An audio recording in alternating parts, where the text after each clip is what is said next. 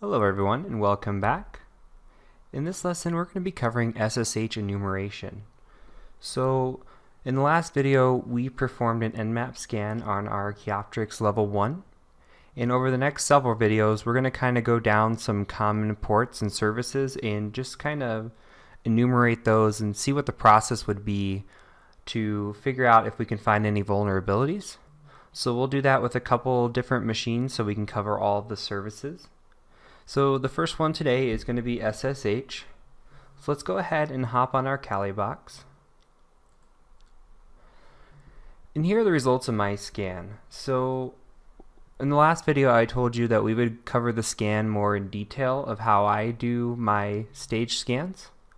So my scan was an Nmap, right? And then we had a capital P lowercase n.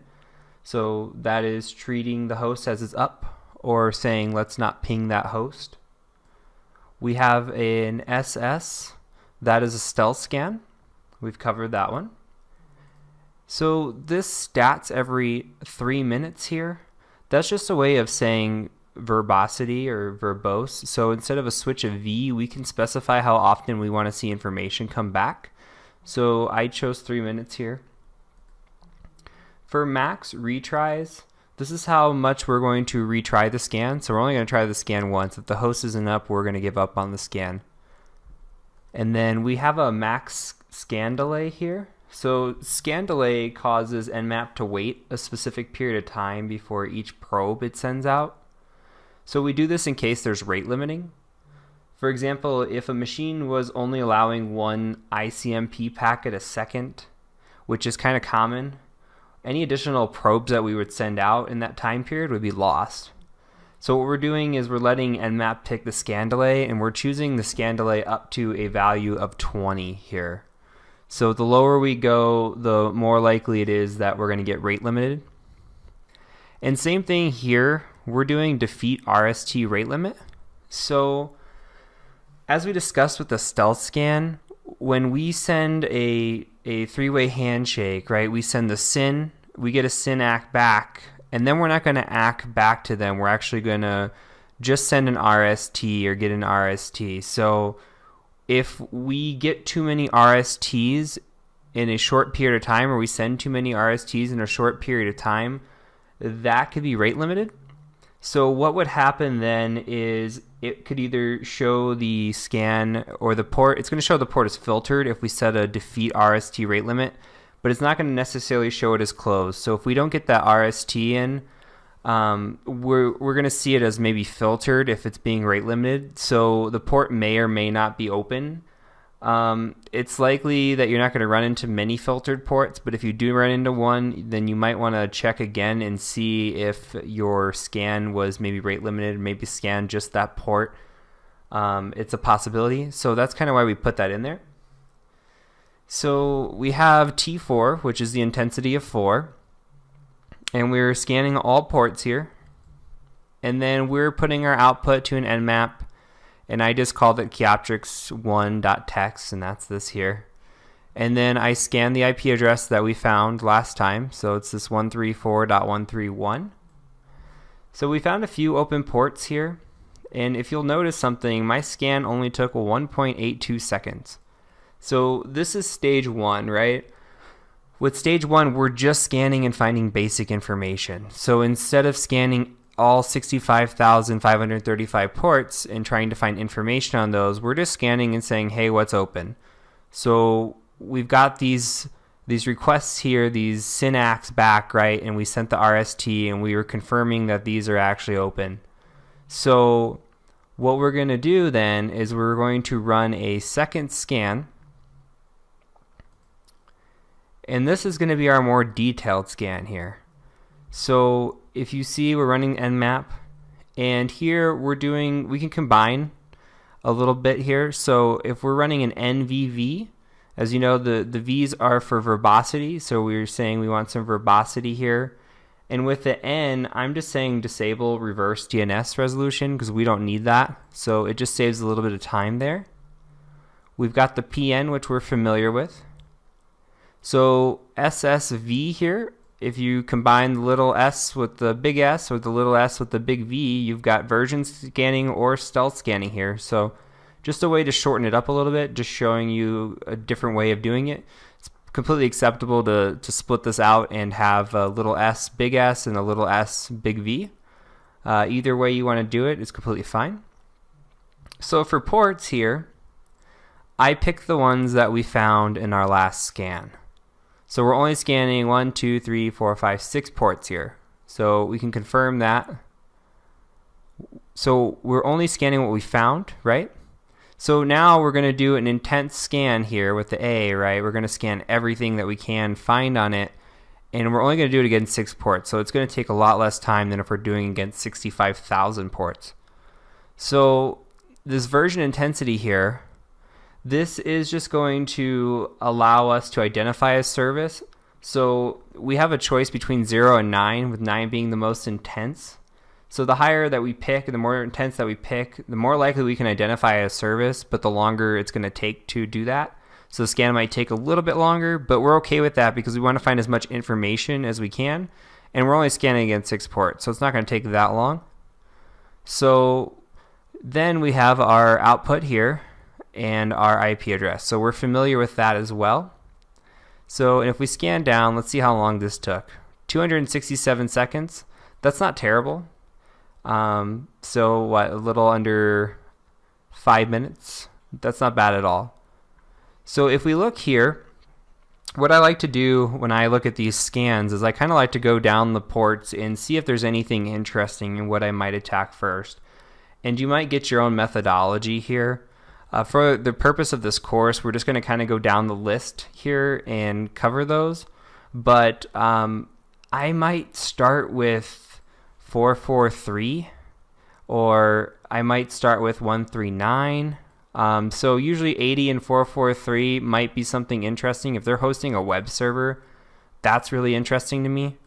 If they're hosting Samba shares, 139 or 445, that's really interesting to me as well. So you're going to find a lot of vulnerabilities with Samba, and we'll cover that later. And you're going to find a lot of vulnerabilities with web servers as well. So the first one that popped up for us is 22, and that's SSH.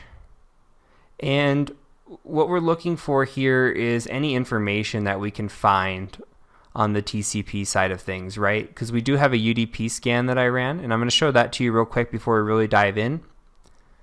So the UDP scan is very similar to the scan that I ran here, the first scan. What we're looking for is we ran the SU switch instead of the SS switch, and we're just trying to see if we can find anything interesting in here. So we see RPC bind is open and NetBIOS is open. So we kind of already know that from our other scan here. We can see that we knew RPC bind was open and NetBIOS is open. So this isn't news to us, right? And you've got these closed ports showing. You're going to see that sometimes in the scan. You can just go ahead and ignore those. We're only concerned with what's open. So since our open ports here are matching, we're just going to go ahead and go with a detailed scan on the TCP side of things. If we did find something interesting on here that didn't show up on the TCP side, maybe we want to do a more intense scan here on a staged version and see what we can figure out. But because we didn't, we're just going to stick to TCP here. So first things first with SSH. So what information do we see? We can find the version here. This is probably what's going to be the most interesting. We can kind of Google this or do a search exploit and see if we can find anything interesting on it. So I'm going to copy this, and I'm going to go into a web browser here, and we can just go to Google. And it looks like I'm having a connection issue here. Okay, sorry about that. So now that we have Google up, let's go ahead and try searching for this. We can search OpenSSH. I like to type in exploit at the end of it. See if we can find anything. Normally, if there was a good exploit for it, you're going to see an exploit DB link here within the first few links, and I don't see that. we can always come into here and do some research on the CVE details. You're going to probably want to look for a score that's really high, like say this score here. And this is only a denial of service, so this doesn't really help us get in. Here's one that's a code overflow. So this may be something that we might want to look into and see if we can use that to get into a machine. You might want to click on it and read about it and see if there's exploits out there. So it looks like it affects OpenBSD. We're not sure if we're even running OpenBSD on our machine yet, so that's more enumeration that we're going to have to do. So we can tab back and kind of look and see what we're running here.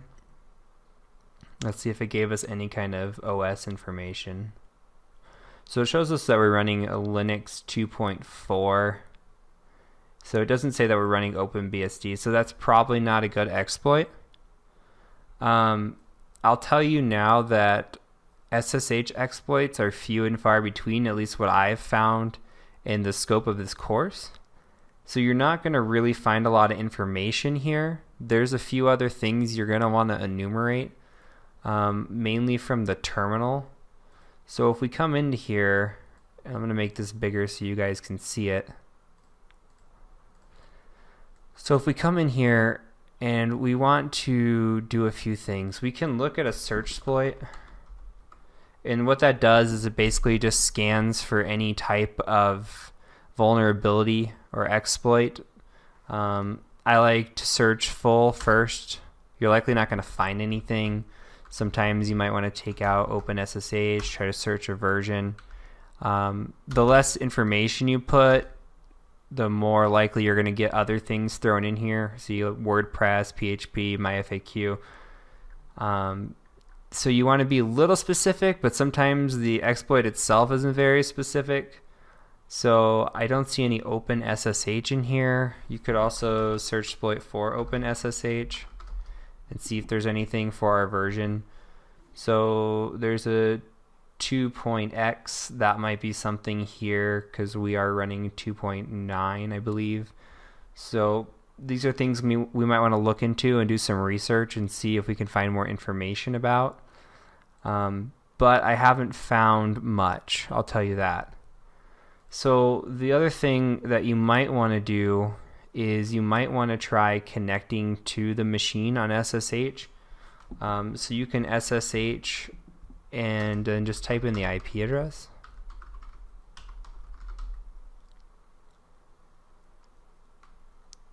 So it's saying we don't have a matching cipher here. Okay, so when you see something like this, what you're going to want to do here is you're going to want to actually put the cipher in that it's requesting. So I'm going to go ahead and use this cipher that they're showing here. This is the first time I've ever seen this, at least in this scope. So I wouldn't expect to see this too much. This should be a one-off here. So let's go ahead and try it again. Okay, so now that we have this here, we can see that we're connecting and we're trying, we could try a password attack here. That's not really an option we want to do at this point. I would save that for a last resort, because if you're attacking a system, you might throw off some sort of alarms if you do some sort of brute force here. You could always try like an empty password. So that's not it. You could try Tor, and then if after 2 attempts, I would just kill it. I wouldn't try it, especially in a real world situation. For the OSCP, you'd be fine trying a million passwords if you want, but I like to keep it practical as well. So I would stay away from brute forcing anything unless you have to, especially here in this situation. So if there's any sort of logs and you don't get in, and an admin can see that you've been attempting to attack their SSH, they're going to be aware that somebody's trying to get into their system. So just food for thought there. And that's really it. So SSH isn't really a gold mine. It's something that you're going to use a lot in the course, but for other reasons. Usually you're going to find a password stored somewhere else, and you might have information that might let you try that SSH password or username and attempt that, but just going in the dark, SSH shouldn't be your first method of attack. You want to look at something that's more valuable and has known exploits. There's nothing in our scan that's really that juicy, nothing that stands out right away. So sometimes you'll see special services or something that's running on there that you might find interesting, maybe like a SQL database or some kind of special program or an FTP server that's specific. As of right now, there's nothing on here that I'm seeing that's that interesting. So I would look at port 80, port 443, and especially port 139 here. And we're going to cover that here in the next couple videos. So the next video is going to go right down the list, and we're going to cover port 80 and see if we can find anything there that might be exploitable. So until then, my name is Heath Adams, and I thank you for joining me.